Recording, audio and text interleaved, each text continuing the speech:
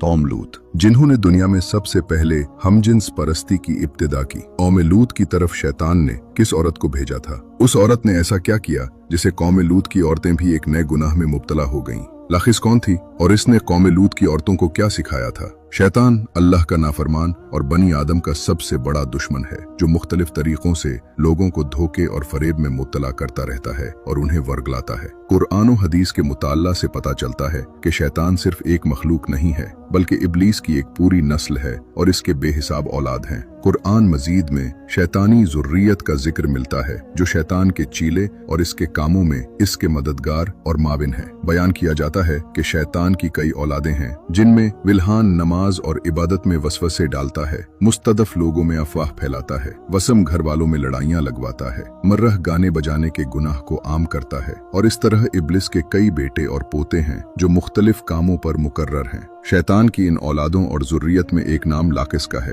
Lachish दरअसल शैतान की बेटी है, जिसे इब्लिस ने एक खास काम पर मुकर्रर करते हुए कौम लूत की तरफ भेजा था। कौम लूत दरअसल तारीख की एक ताकतवर और मालदार कौम थी, जो जॉर्डन के इलाके में आबाद थी। यहाँ सरसब्ज और शादाब वादियां थीं, जिनमें सदोम और गमोरा के नाम से दो इलाके आबाद थे। इब्लिस ने अहले सदोम को इस तरह गुमराह किया कि शैतान एक दिन इंसान की सूरत में सदोम के लोगों के पास आया और उन्होंने उन लोगों को आपस में मर्दों में शहवत करना सिखा दिया। उन लोगों को ये बुरा अमल बहुत पसंद आया, इसलिए ये लोग आहिस्ता आहिस्ता इस अमल के आदी बन गए और वो रोजाना बदफैली करने लगे। यहाँ तक कि अगर कोई मुसाफिर सदोम के इलाके से गुजरता तो ये लोग उन मुसाफिर मर्दों को भी पकड़ लेते और उन्हें अपना शिकार बना लेते। वक्त गुजरते गुजरते ये लोग इस गुमराही के गड्ढे में गिरते चले गए और ये लोग औरतों के बजाय मर्दों और लड़कों से जिना करने लगे और औरतों की तरफ उन्हें कोई रगबत न रही और खुलेआम इस अमल को शहर के चौक चौराहों पर किया जाता था। उनकी हर महफिल में मर्दों का रक्स और उनके साथ अय्याशी और जिना करना उनका दस्तूर बन चुका था।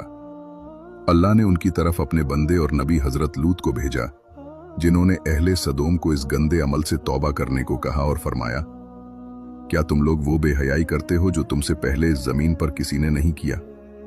तुम मर्दों के पास जाकर अपनी ख्वाहिश पूरी करते हो और अपनी औरतों को छोड़ देते हो।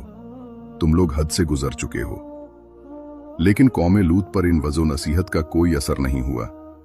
वो उल्टा हजरत लूत के खिलाफ हो गए और उन्हें मजबूर करने लगे कि तुम इतने ही नेक और पाक हो तो इस बस्ती से निकल जाओ।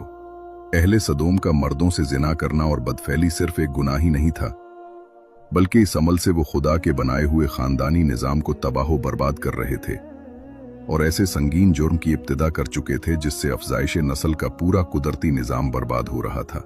बहरहाल जब कौम लूत के मर्दों ने अपनी औरतों से कुर्बत करना और उनसे अपनी ख्वाहिश पूरी करना छोड़ दिया